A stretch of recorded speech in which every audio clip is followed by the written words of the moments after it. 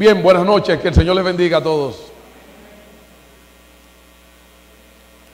Hoy yo quiero compartir con ustedes un mensaje propio de la estación, un mensaje atípico de la encarnación. Claro que si ustedes me conocen ya saben que todas mis participaciones son un poco diferentes.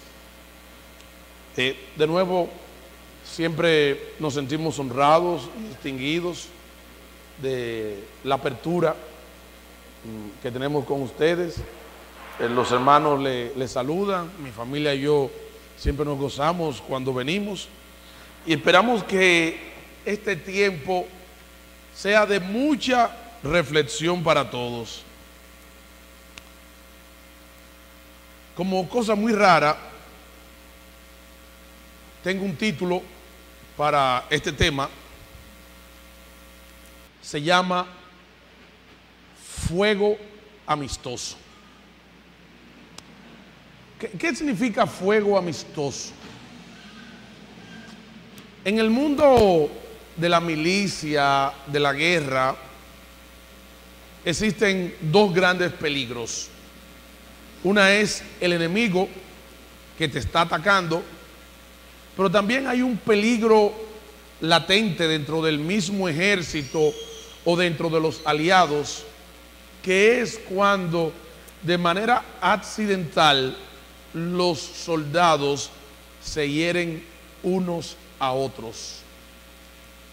Cuando alguien del ejército hiere a uno de sus compañeros o a varios de sus compañeros haciendo el uso de las armas en medio de una confrontación militar, se llama fuego amistoso. Y he puesto este tema porque cuando nosotros estudiamos este aspecto profético una vez en el pasado de la encarnación, ¿dónde encontramos nosotros la primera mención directa o indirecta de la encarnación? ¿En dónde la encontramos? ¿En dónde? ¿En dónde? Génesis capítulo 3. Se nos habla, antes de cualquier cosa, se nos habla de un evento que luego con la revelación progresiva decimos, eso era la encarnación. Y el tema de la encarnación ha tenido que vencer los obstáculos, no solamente que representaba el enemigo hostil y abierto, que durante siglos trabajó arduamente para evitar que la encarnación, lo que hoy conocemos como la Navidad, sucediera. El enemigo trabajó de manera sistemática durante miles de años tratando de que un día en el tiempo el hijo de la promesa que vendría, o la promesa, la encarnación del linaje de David, la descendencia de la mujer, aquel que vendría del linaje de Abraham y mediante el cual serían benditos todos los descendientes, todas las familias de la tierra, eso estuvo bajo fuego hostil del enemigo todo el tiempo. De hecho, el mismo hecho de que Jesús naciera en Belén, tal como decían las escrituras, era ya de por sí una derrota para el enemigo, porque evidentemente tendría que reconocer todos mis esfuerzos fueron en vanos, y todavía viene lo peor, la muerte y resurrección. Pero también hay un componente que nosotros no contemplamos apropiadamente, y es el fuego amistoso. aquel que produce los mismos resultados. Un balazo, una metralleta, una bomba que venga del enemigo o que venga del mismo ejército, al final produce los mismos resultados. Y yo quiero invitarle a que en esta noche nosotros veamos el tema del fuego amistoso. Y cuando me refiero al fuego amistoso, es como aquellos que iban a ser beneficiarios directos de la encarnación y de lo que representaba para el hombre, sin darse cuenta, su carne les jugó una trampa. Y claro, sabemos que bien atrás estaba el enemigo moviendo los hilos. Pero es impresionante cuando Dios nos habla por primera vez de la encarnación. Eso es un tema que queda ahí como en penumbras, que no se ve, pero que se ve, y no es retomado de manera categórica. ¿Hasta qué momento? ¿Hasta qué momento? No sabemos cuántos años atrás fue la mención en Edén, pero sí sabemos que fue aproximadamente 2000 años antes de Cristo, cuando Dios hace la promesa. ¿A quién? ¿A quién le hace la primera promesa? ¿A quién? A Abraham.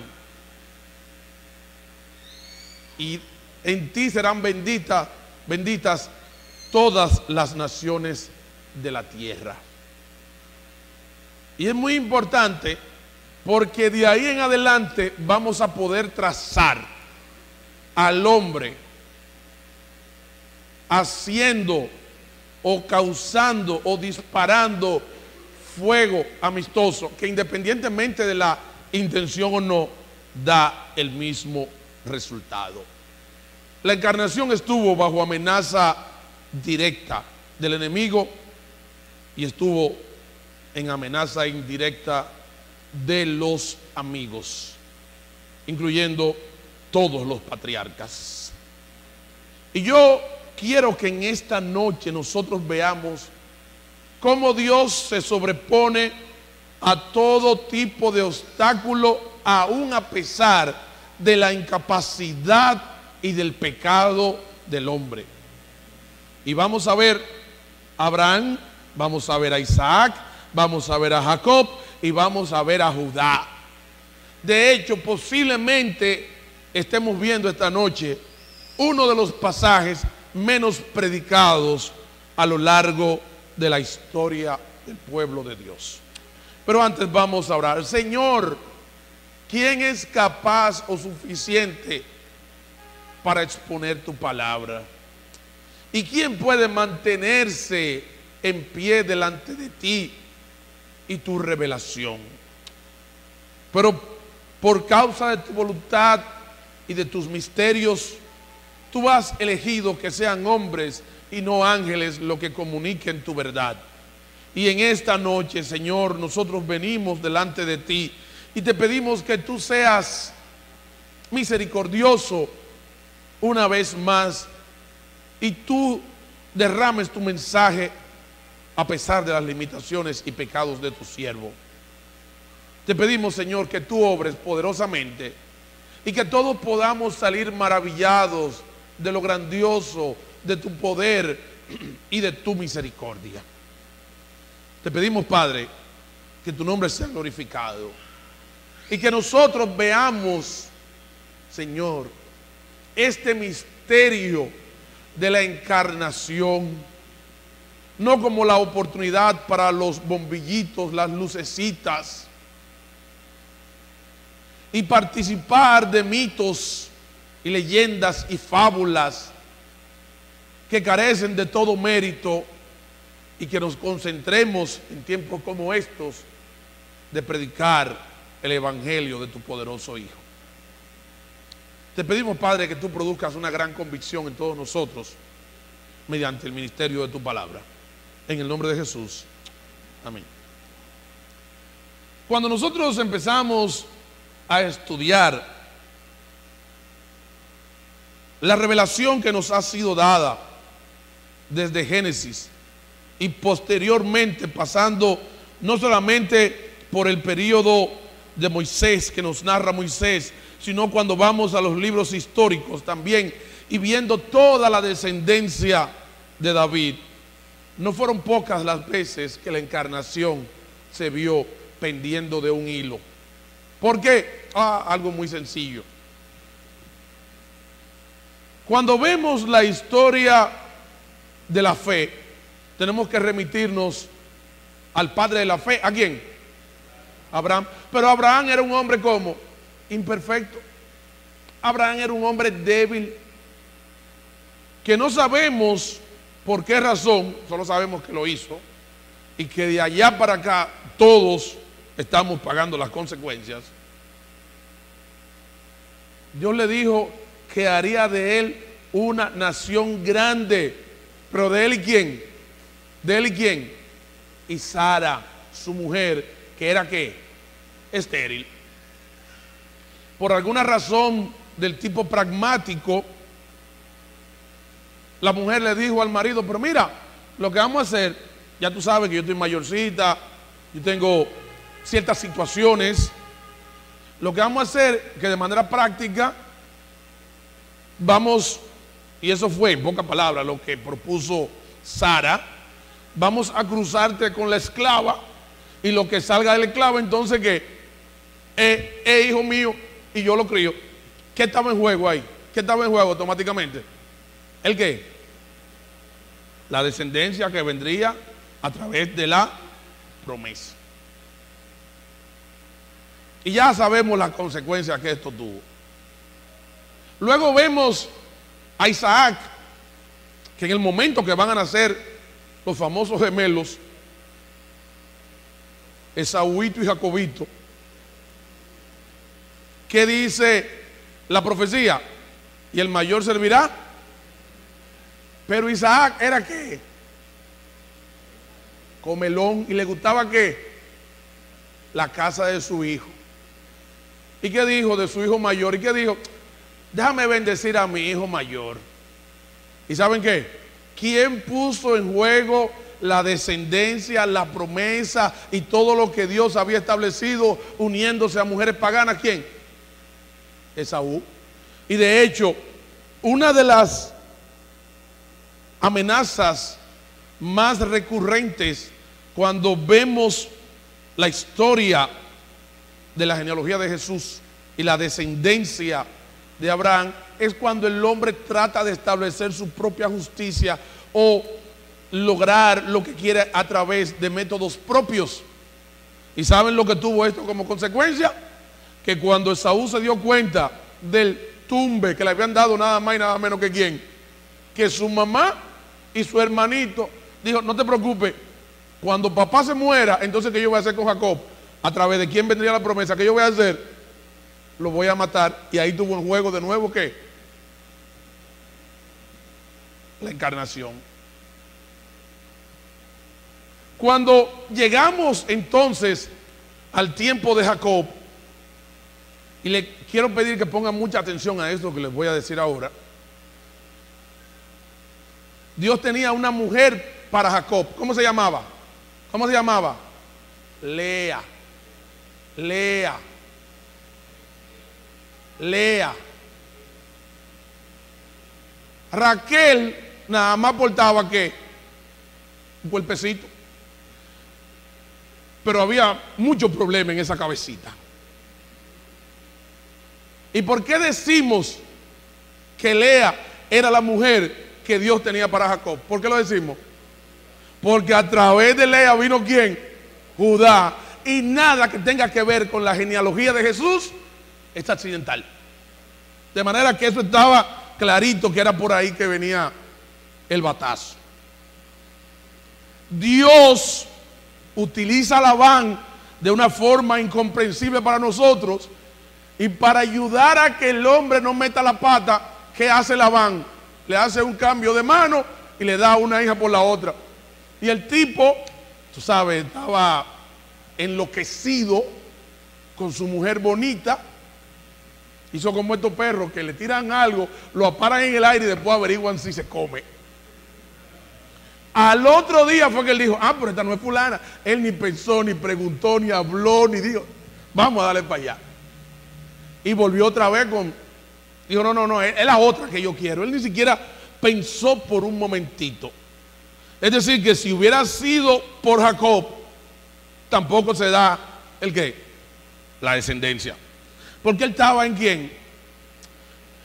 En su muchacha bonita, en su cuerpecito, pero con el respeto que merece la madre de los patriarcas, y en particular la madre de José, habían serios problemas en esa cabecita y en ese corazón.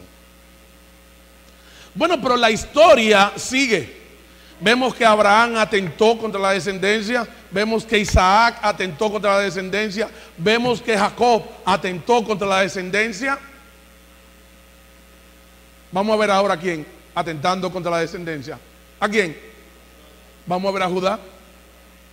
Y cómo Dios maneja las cosas para que por encima de la apatía, de la dejadez, de la desidia del hombre, de la indiferencia y la rebeldía, Dios le dijo, mira, el Mesías viene a través de ti, tú quieras o no quieras.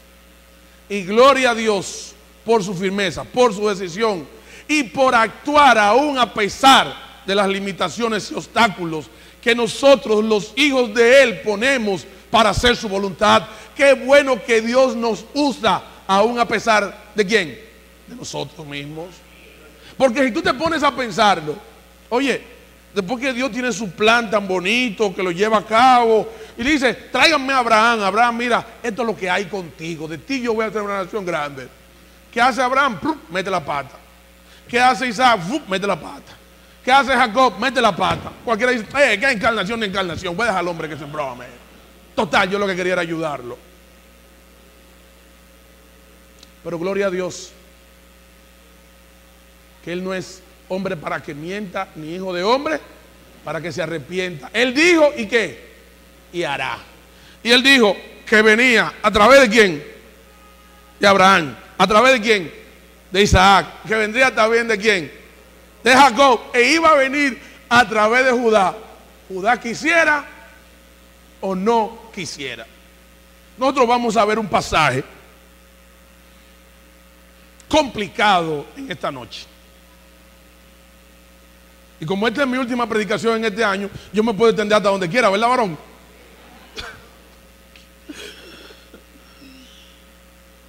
Vamos a ver entonces cómo Judá atenta contra la encarnación.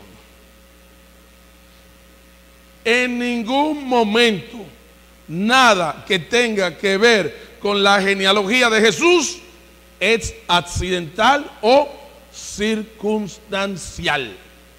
La descendencia iba a venir a través de Judá, quisiera Judá o no quisiera. Pero también hay algo muy importante cuando nosotros vemos la encarnación. Si nosotros estamos viendo al Verbo humanado, al Dios hecho hombre, nosotros pensaríamos que Dios habría de escoger la más perfecta de las familias de la tierra. Pero ahora me dijiste una cosa. Empezando por Abraham, eran familias con muchos problemas. Y la falta de integridad en muchos de estos hombres es exactamente del tamaño de la mía. Y del tamaño de la de quién más, de la tuya.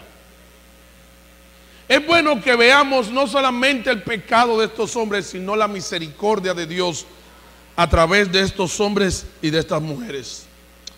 Y qué bueno que por encima de todas las cosas está la misericordia de Dios, porque la misericordia triunfa sobre el juicio. Y si no fuera por la misericordia de Dios, todos estaríamos ¿qué? Consumidos y la encarnación no se hubiera llevado a cabo. capítulo 38 del libro de Génesis.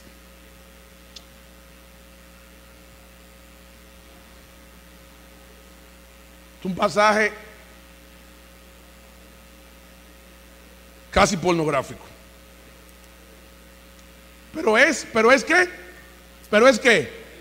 que palabra de Dios, y todo lo que está en la palabra de Dios, yo lo entienda o no lo entienda, es que útil, y Dios quiere enseñarnos aún a través de situaciones que nosotros pudiéramos considerar a la luz de hoy aberrantes, incomprensibles, o podríamos cuestionar, o los no creyentes cuestionan el carácter de Dios cuando registra pecado de sus hombres.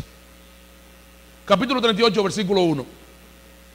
Aconteció en aquel tiempo que Judá se apartó de sus hermanos y se fue a un varón adulamita que se llamaba como Hira. Y vio allí Judá la hija de un hombre cananeo, el cual se llamaba como Súa, y la tomó y se llegó a ella. Eso es que la hizo su mujer. Y ella concibió y dio a luz un hijo y llamó su nombre Er. Concibió otra vez y dio a luz un hijo y llamó su nombre como Onán.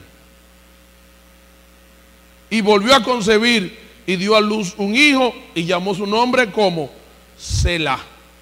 Y estaba en Quezib cuando dio a luz a sus hermanos.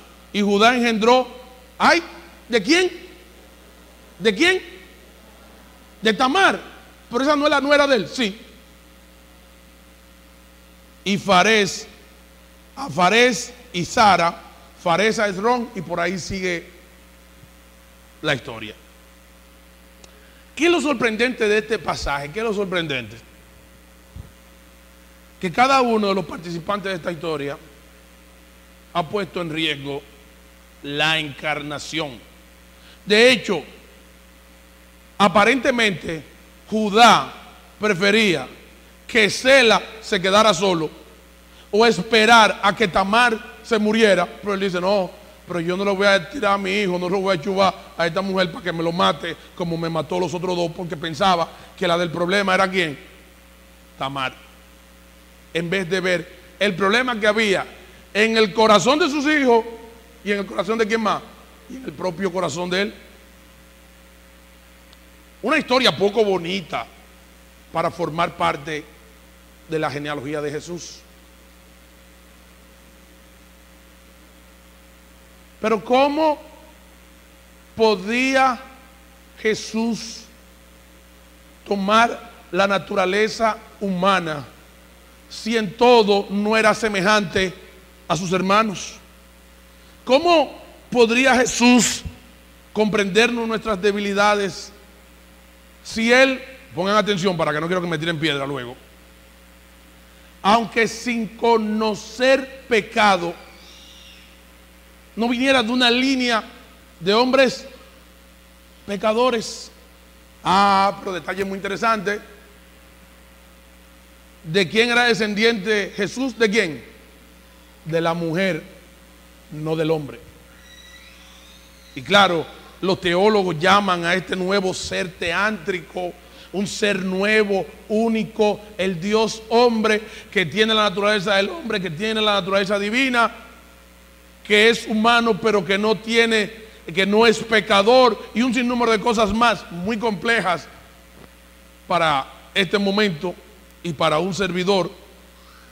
Pero ciertamente Él tenía que nacer de una familia como la tuya y como la mía. Oye, pero qué familia más disfuncional y más desastrosa la de Abraham, la de Jacob, la de Isaac, la de Judá, la de David, la de Salomón y la de todos los que tuvieron en la genealogía de Jesús. Y tú sabes que esto debería llenarnos de alegría. El saber que así como Dios no rechazó a estos hombres que fueron moral y espiritualmente fracasados Y aún así Dios quiso tenerlo a ellos en la genealogía del Hijo. ¡Wow! ¡Qué gran bendición saber que Dios puede hacer una gran transformación en mi familia y en mi vida! ¡Qué bueno que Dios no buscó gente perfecta para traer al Mesías! ¿Tú sabes por qué? Porque ni tú ni yo pudiéramos entrar. ¿Tú crees que era el mejor ejemplo? Que de las 4 mujeres que se mencionan en la genealogía de Jesús, las 4 tenían problemas. La más limpia de todas era Tamar, y miren la pezuña que tenía, el aguijón que traía.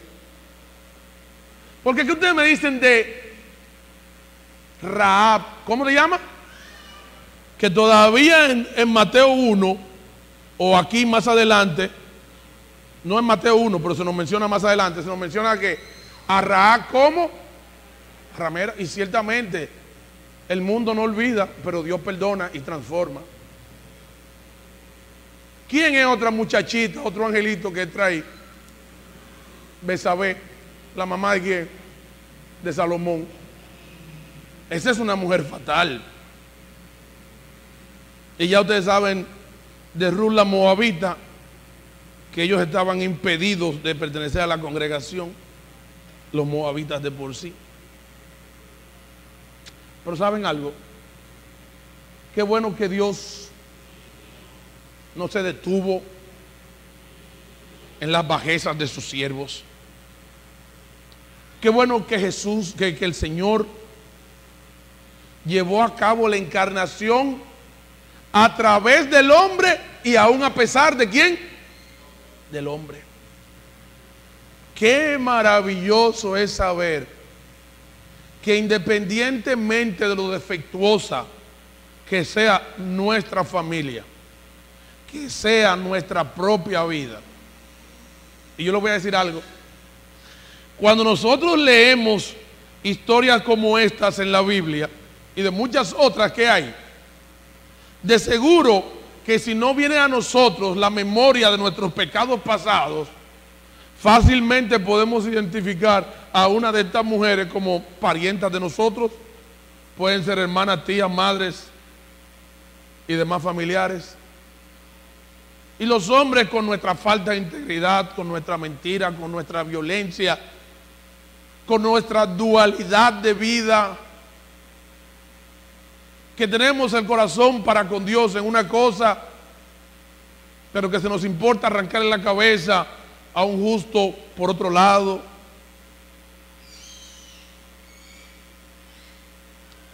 Yo creo que la iglesia de Jesucristo no está valorando lo trascendente de la encarnación.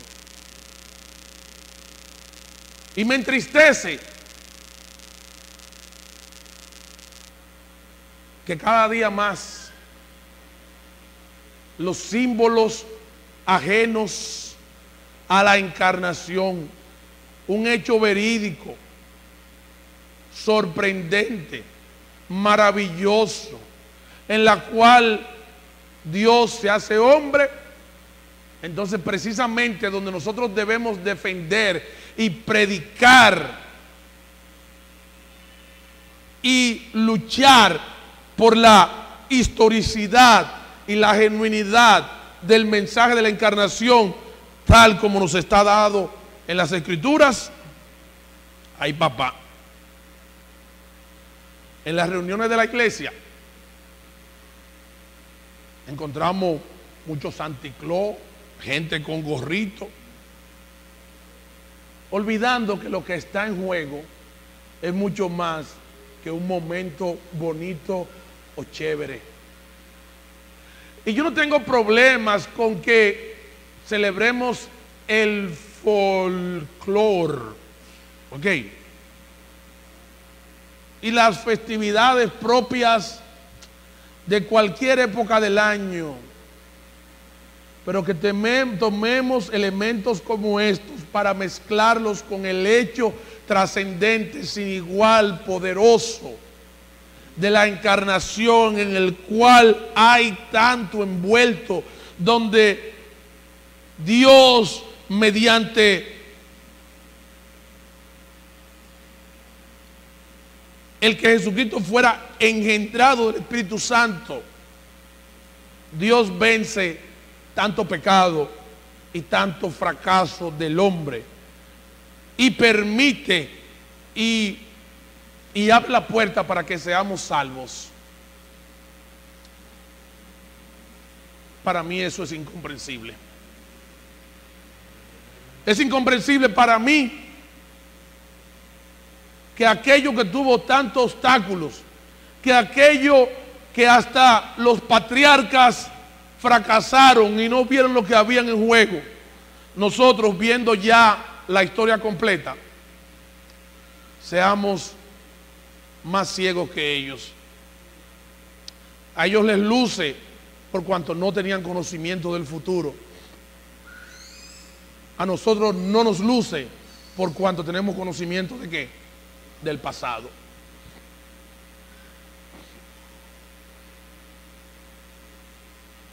No nos envolvamos meramente en el espíritu o la magia de la ocasión.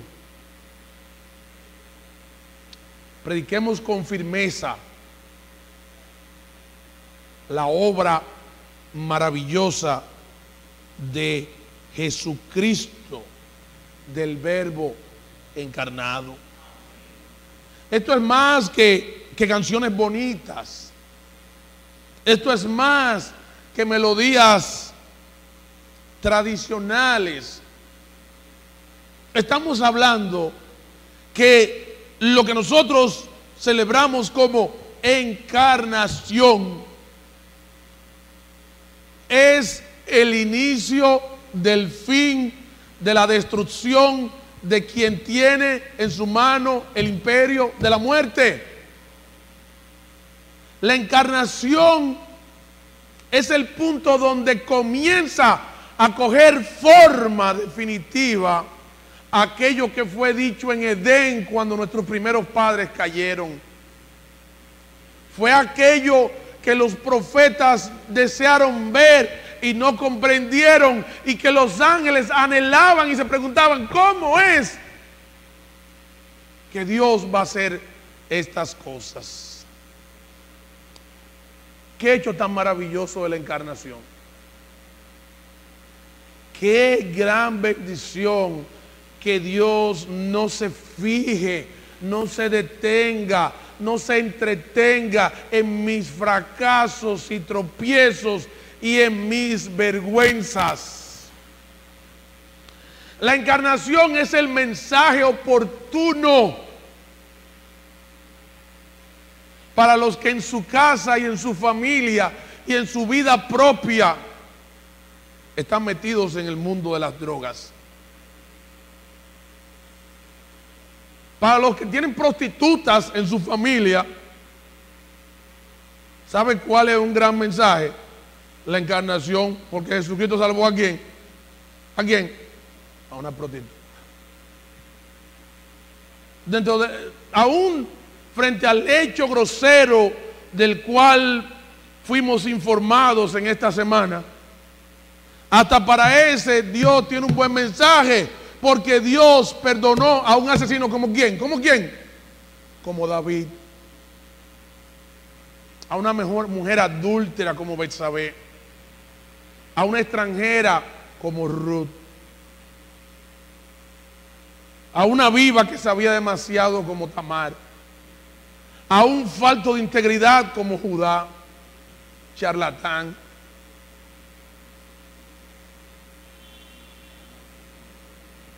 El mensaje de la encarnación es el mensaje oportuno para ti y para mí, que somos tan fracasados morales como todos los fracasados que vemos en la genealogía de Jesús.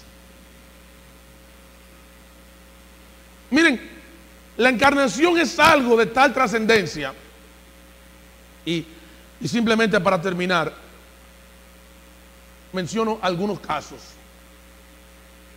La encarnación es algo tan trascendente que en más de una ocasión el diablo instigó a naciones extranjeras para que borraran completamente el pueblo de Israel. Y a eso le llega el nombre, el libro de, a su memoria le llega el nombre del libro de ¿quién? Esther.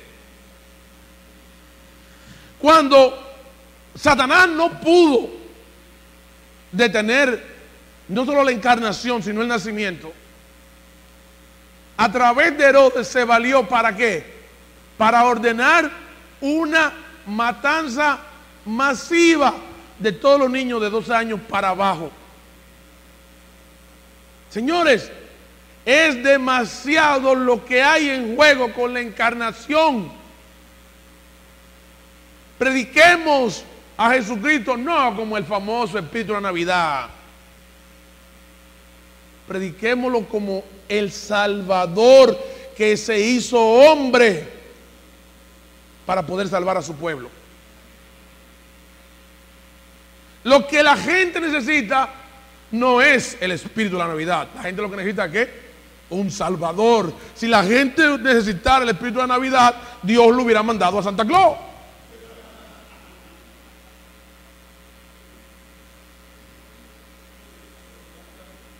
Y pido perdón si entro en oposición o en contraste muy marcado con cualquier notable predicador de los locales o de lejanas tierras.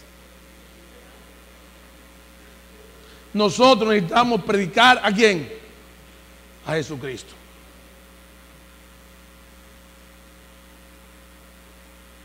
No como el espíritu de la Navidad, sino como el Dios hecho hombre, tal como lo presentan las Escrituras.